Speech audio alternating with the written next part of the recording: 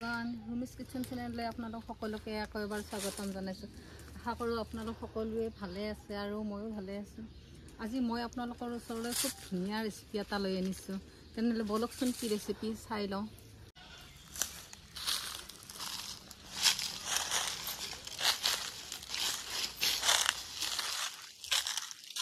এয়া আপোনালোকে দেখিবলৈ পাইছে আজি মই কি ৰেচিপি বনাম। এইটো মোৰ ঘৰতে গছতে কঁঠাল লাগি আছিলে, এইটো মই ছিঙি ল'লোঁ। আজি মই এইটোৱে বনাম আৰু ইমান বেছি গৰম আৰু লেচু লাগি আছে, কেইটামান লেচু লৈ যাওঁ। আৰু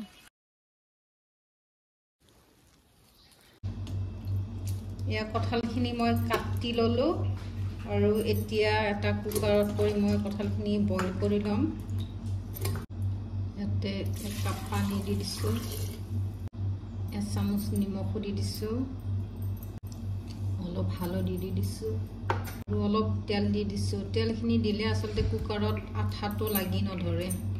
আৰু এইখিনি এতিয়া দুটা হুইচেল মাৰি ল'ম।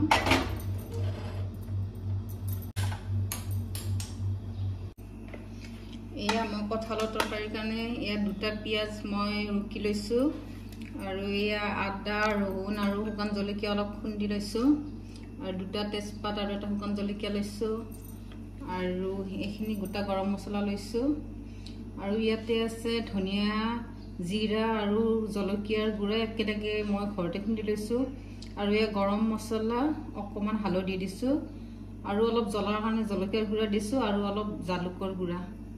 এতিয়া বলকচোন বাৰু বনাওঁ।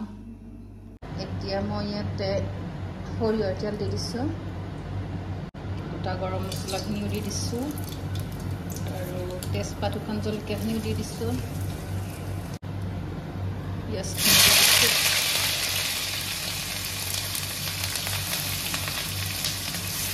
পিঁয়াজখিনি অলপ ভাজি ল'ম ৰঙচুৱা হোৱালৈকে।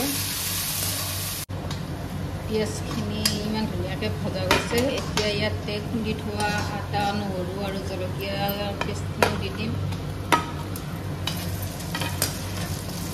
এইখিনিও কেঁচা গোন্ধটো যোৱালৈকে ভাজি ল'ম। আপোনালোকে ইয়াতে ইচ্ছা কৰিলে এটা বিলাহীও দিব পাৰে, আজি মই বিলাহী দিয়া নাই। এতিয়া ইয়াৰ মছলাখিনি দি দিছোঁ।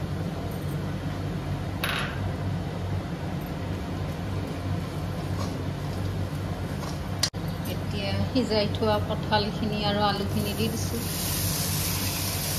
এইখন কঁঠালৰ তৰকাৰী যে খাবলৈ খুব সোৱাদ লগা হয়, একেবাৰে মাংসৰ নিচিনা।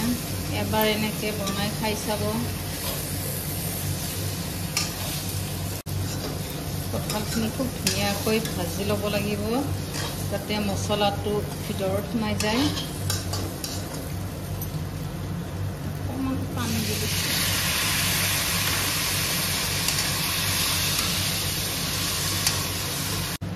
অকণমান নিমখ দি দিছোঁ, নিমখটো মই বইল কৰোঁতেও দিছিলোঁ, সেইকাৰণে অকণমানেই দিছোঁ।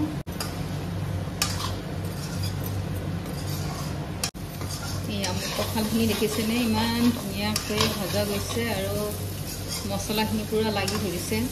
আচলতে এনেকৈ খুব ধুনীয়াকৈ ভজা যাব লাগে, তাৰপিছতহে তৰকাৰীটো খাবলৈ খুব টেষ্টি হয়। আপোনালোকেও এনেকৈ এবাৰ বনাই খাই চাব। এতিয়া মই কঁঠাল বইল কৰি থোৱা পানীখিনিও ইয়াতে দি দিম।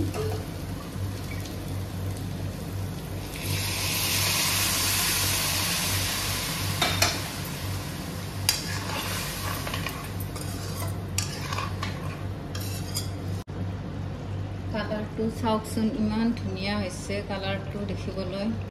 শেষত অকণমান গৰম মছলা দি দিছোঁ।